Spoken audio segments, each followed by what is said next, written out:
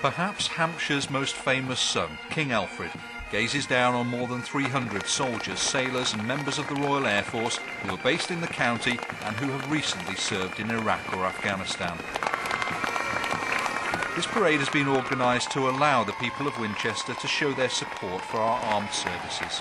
When we arrived down at the bottom, it was quiet and I didn't expect many people, but veterans turned up, children, old age pensioners and teenagers. It did make me feel proud, holding my chin up high, thinking these people are here to see us and welcome us back from Afghanistan. To see people appreciate what you've done out there, seeing the flags being waved and seeing families there with many thanks and stuff like that, looking out the corner of your eye and seeing people cheering for you, clapping for you and being generally chuffed that you're back in the country and safe.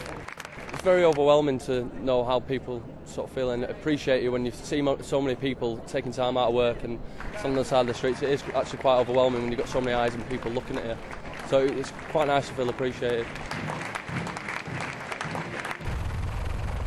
At midday, 2 RAF Chinook helicopters overflew Winchester in tribute.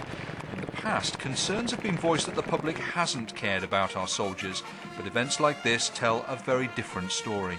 There has been a suggestion that there's a gulf that was developing between the army and the nation, and there are some reasons for that.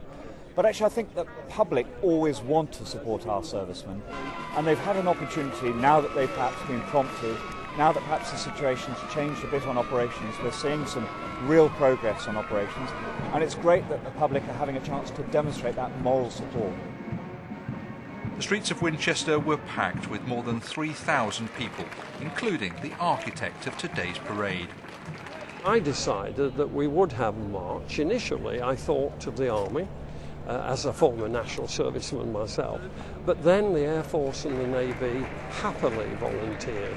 We are the county that has more service personnel than any other part of the country, and I thought it was high time we said thank you to the young for all that they've done.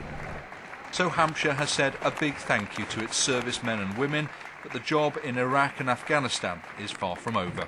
Dave Harper, Army News Online, Winchester.